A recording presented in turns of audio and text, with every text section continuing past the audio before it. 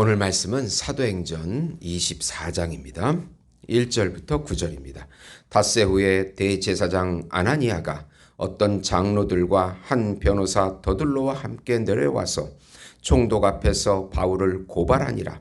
바울을 부르매 더둘로가 고발하여 이르되 벨릭스 각하여 우리가 당신을 힘입어 태평을 누리고 또 이 민족이 당신의 선견으로 말미암아 여러 가지 개선된 것을 우리가 어느 모양으로나 어느 곳에서나 크게 감사하나이다. 당신을 더 괴롭게 아니하려 하여 우리가 대강 여짜옵나니 관용하여 들으시기를 원하나이다.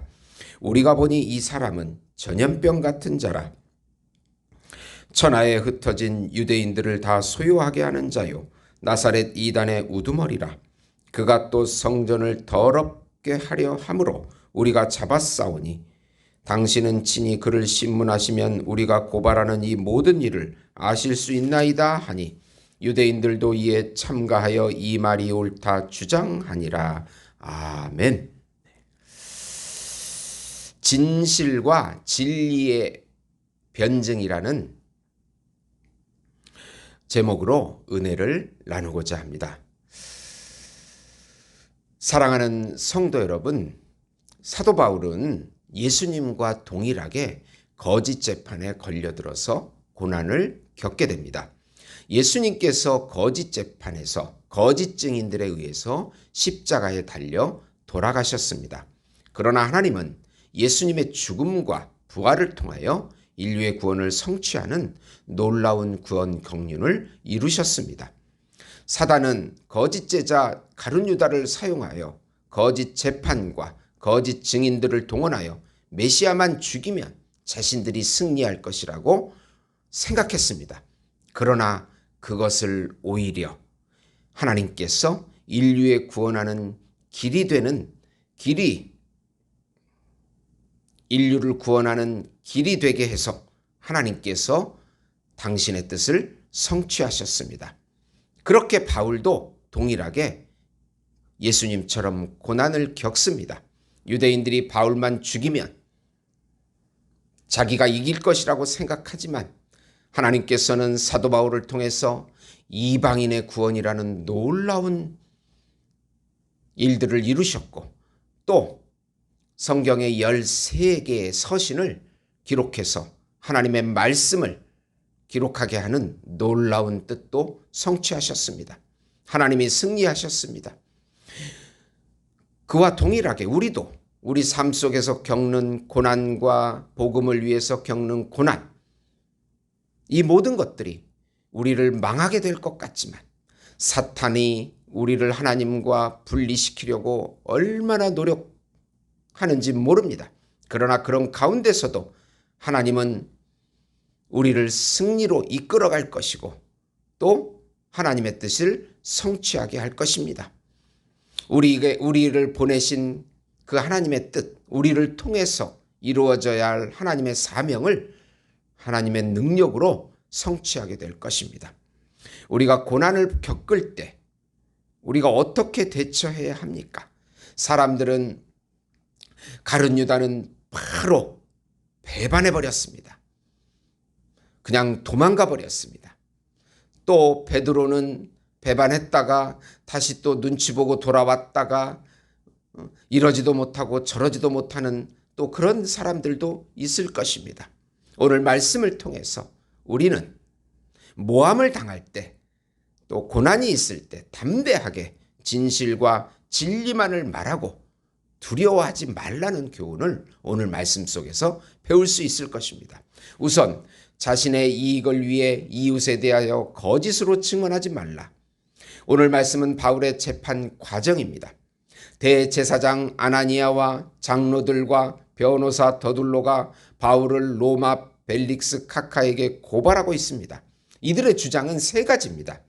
우선 전염병 같아서 사도 바울이 전염병 같아서 전 세계의 유대인들을 소요하게 하는 자라고 고발합니다. 소요를 일으키는 자이기에 로마에게 해가 된다는 거짓말을 합니다. 소요를 일으킨 것은 유대인들이지 바울이 아닙니다. 그리고 두 번째로 나사렛이라는 이단의 괴수라고 고발합니다. 유대교에는 나사렛 예수가 메시아라고 하여 분란을 일으켜 소동이 일어났습니다.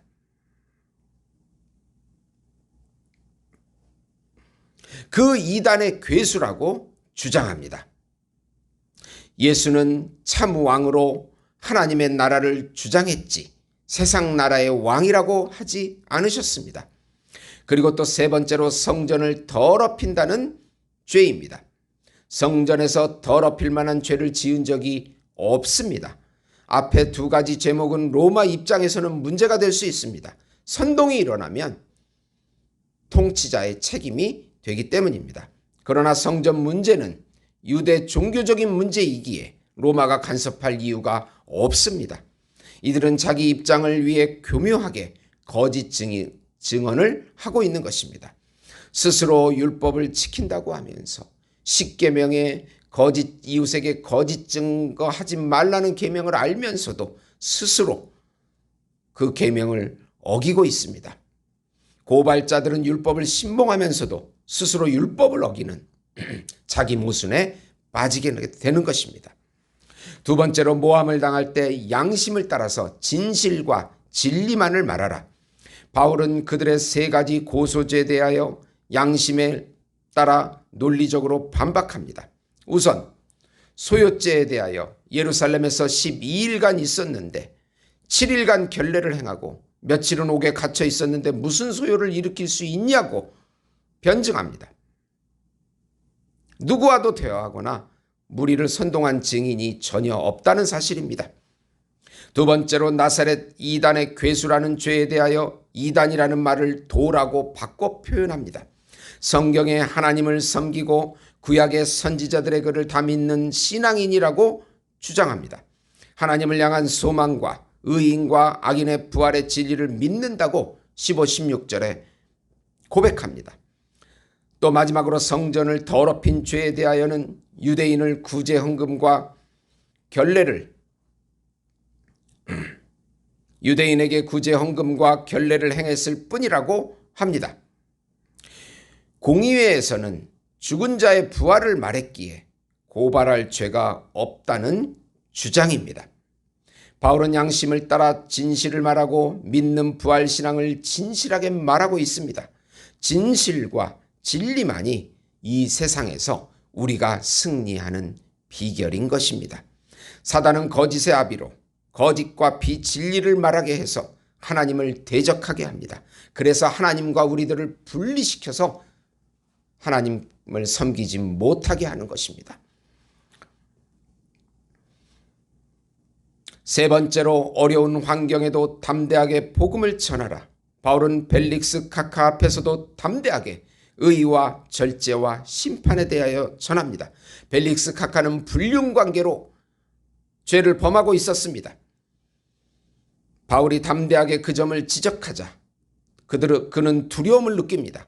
그러나 회개하지 않고 돈을 줄 것을 기대하면서 바울을 2년간 감옥에서 지내게 합니다. 바울은 감옥에서 2년간 유대인의 공격 속에서도 꿋꿋이 복음을 지키고 전합니다. 디모데전서 6장 11, 12절에 보시면 오직 너 하나님의 사람아 이것들을 피하고 의와 경건과 믿음과 사랑과 인내와 온유를 따르며 믿음의 선한 싸움을 싸우라. 영생을 취하라. 이를 위하여 내가 부르심을 받았고 많은 증인 앞에서 선한 증언을 하였도다. 라고 사도 바울은 고백하고 있습니다. 사랑하는 성도 여러분, 우리 앞에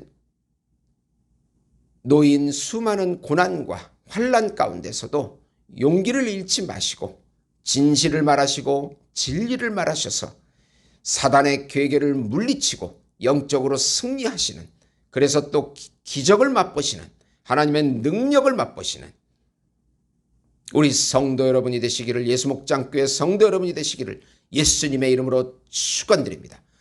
하나님 아버지 감사합니다. 오늘도 성령으로 충만하게 하시고 예수의 이름을 전하게 하시고 어떤 어려운 환경에서도 진리를 말하게 하시고 진실을 말하는 삶 살게 축복해 주시옵소서.